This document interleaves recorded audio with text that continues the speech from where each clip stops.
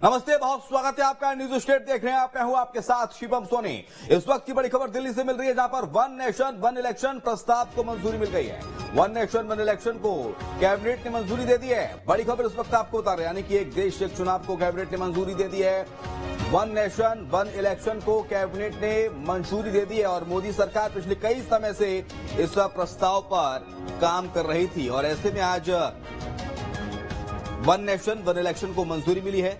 रामनाथ कोविंद की कमेटी इस पूरे मामले में पूरा ब्लूप्रिंट तैयार इन्होंने किया है, पूरा मसौदा तैयार किया है। अब एक देश एक चुनाव के फैसले को फिलहाल कैबिनेट ने मंजूरी दे दी है। उसके बाद लोकसभा और राज्यसभा में भी इसको पास किया जाना है। फिलहाल इस वक्त की बड़ी खबर आपको बता रहे हैं, जहां पर वन नेशन वन इलेक्शन को कैबिनेट ने मंजूरी दी है।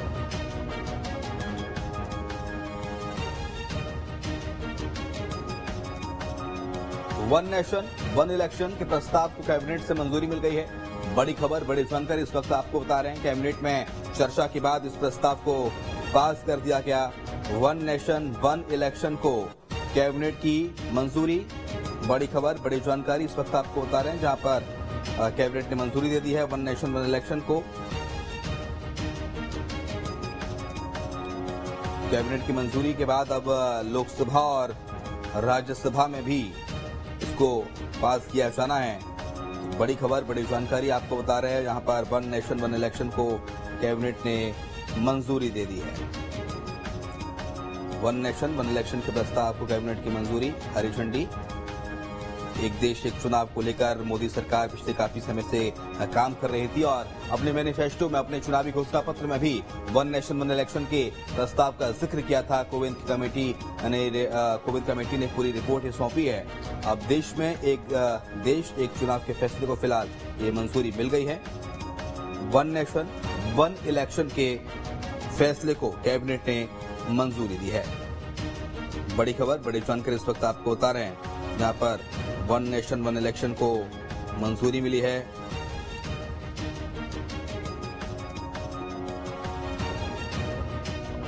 एक देश एक चुनाव पर यह बड़ा ऐलान है। कैबिनेट ने मंजूरी दे दी है। शीतकालीन सत्र में सरकार इस पर बिल भी पेश करेगी। वन नेशन वन इलेक्शन को लेकर कैबिनेट ने हरी झंडी है और शीतकालीन सत्र में सरकार इस पर बिल भी पेश करेगी। संदीप भमरकर हमारे साथ, हमारे संवाददाता ज्यादा जानकारी के लिए जुड़ गए हैं। Sandeep, one nation one election जो कि मोदी सरकार पिछले काफी समय से इसका जिक्र करती आई है, प्रधानमंत्री ने भी अपने भाषणों में कहा है और घोषणा पत्र में भी था, कैबिनेट ने इसे मंजूरी दे दी है और शीतकालीन सत्र में इसे लोकसभा में भी लाया जाएगा।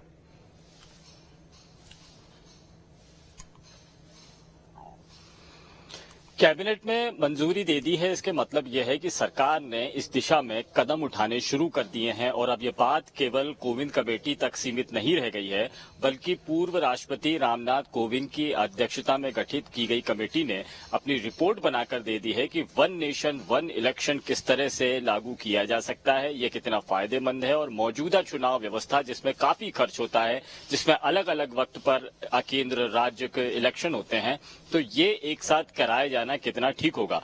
ये रिपोर्ट मिली है। रिपोर्ट में अनुशंसा की गई थी कि one nation one election policy को लागू किया जाना चाहिए और कैबिनेट ने इसको मंजूरी देकर इसको कानूनी रास्ता अख्तियार करने की तरफ पहला कदम बढ़ा दिया है। मोदी कैबिनेट के इस रास्ते के तहत ये समझा जा सकता है कि 2014 में जो प्रधानमंत्री नरेंद्र मोदी ने यह बात शुरू की थी कि देश में चुनावी खर्च को कम करने के लिए वन नेशन वन इलेक्शन की अवधारणा पर काम करना चाहिए। 2014 में जब नरेंद्र मोदी ने यह बात कही थी, तब इस पर चर्चा शुरू हुई थी, लेकिन 2018 के बाद में एक कमेटी बना दी गई। पूर्व राष्ट्रपति रामनाथ कोविंद की अध्यक्षता में कमेटी बनाई गई कि वो रास्ता तलाश करे, ये अवधारणा कारगर साबित हो सकती है या नहीं हो सकती है, इस पर अपनी एक रिपोर्ट बनाकर दे। और रामनाथ कोविंद की कमेटी की रिपोर्ट ने ये बताया था कि ये अवधारणा पॉसिबल है, इसे लागू किया जा सकता है, इससे देश पर चुनाव का खर्च आधे से भी कम हो जाएगा। तो इस अवधारणा के बाद में कैबिनेट की मंजूरी दे दी गई है। इस मंजूरी के बाद में अब ये लोकसभा और राज्यसभा में, संसद में इसको बिल के तौर पर लाया जाएगा। राज्यसभा और लोकसभा में ये बिल पास होने के बाद में ये कानून बन जाएगा कि अब देश में वन नेशन वन इलेक्शन किया जाए। अब इस पूरी व्यवस्था को समझिए, जब देश आजाद हुआ था और पहले इलेक्शन जब शुरू हुए, तब शुरुआत में एक साथ ही इलेक्शन हुआ करते थे, केंद्र का राज्य का इलेक्शन एक साथ ही हुआ करता था। ऐसा नहीं है कि भारत में ये अवधारणा कभी काम नहीं कर पाई है। देश के आजादी के तुरंत बाद में जो चुनाव हुए वो इसी अवधारणा के तहत हुए थे और देश में वन नेशन वन इलेक्शन ही किया जाता था। कुछ समय बाद में 1967-68 के बाद में कुछ राज्यों की विधानसभाएं पहले भंग हो गई और इससे ये पूरा जो समीकरण है डगमगा गया और अलग अलग वक्त पर अलग अलग राज्यों में चुनाव होने लगे, अलग केंद्र के चुनाव अलग अलग होने लगे, तो ये व्यवस्थाएं भंग हुई। और बाद में जब जब ये बात आती रही चर्चाओं में सामाजिक तौर पर कि वन नेशन वन इलेक्शन क्या दोबारा शुरू किया जाना चाहिए, क्योंकि चुनावी खर्च बहुत ज्यादा हो रहा है, देश का आकार भी बड़ा है, जनसंख्या बड़ी है, वोटरों की संख्या भी बड़ी है और वोट करने के तौर तरीके, सुरक्षा, संसाधन, उपाय अपनाने में एक बड़ा बजट भी जाने लगा है, तो क्या इस पर फिर से बात होनी चाहिए। तब अलग अलग तर्क दिए जाते थे। अलग अलग तर्कों में यह भी कहा जाता था कि विधानसभाएं जब वक्त से पहले भंग हो जाएंगी तो तब क्या किया जाएगा, तब वन नेशन वन इलेक्शन को पॉलिसी को किस तरह से अख्तियार किया जाएगा। और यदि कोई किसी वजह से क्या इलेक्शन अगर में गड़बड़ी हो जाती है या ये लाइन अगर टूट जाती है तो क्या किया जाएगा, तो इस पर काम करने की जरूरत थी। रामनाथ कोविंद की कमेटी ने इसी पर काम किया है और ये बताया है कि राज्यसभा या राज्यों की सरकारें अगर वक्त से पहले भंग हो जाती हैं या ये शेड्यूल गड़बड़ा जाता है तो उस वक्त में क्या उपाय किए जाने चाहिए जिससे कि एक वक्त में एक से ज्यादा इलेक्शन का बोझ देश पर ना पड़े। इस पर पूरा तैयारी करने के बाद ये रिपोर्ट तैयार की गई है और ये एक बहुत बड़ा राजनीतिक कदम कहा जा सकता है। ये जितना सामाजिक और राजनीतिक और चुनावी व्यवस्थाओं में बदलाव का प्रतीक है, उससे ज्यादा ये एक राजनीतिक हालात को भी बताता है।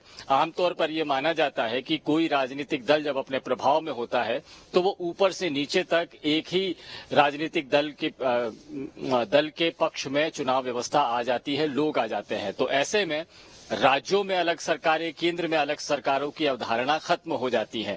राजनीतिक विश्लेषक इसे इस तौर पर देखते हैं। चुनाव विश्लेषक उनका ये कहना है कि खर्च को अगर देखा जाए तो खर्च को एक करने के लिए अलग अलग इलेक्शन अलग अलग तारीखों पर नहीं किए जाने चाहिए, एक ही वक्त पर होंगे।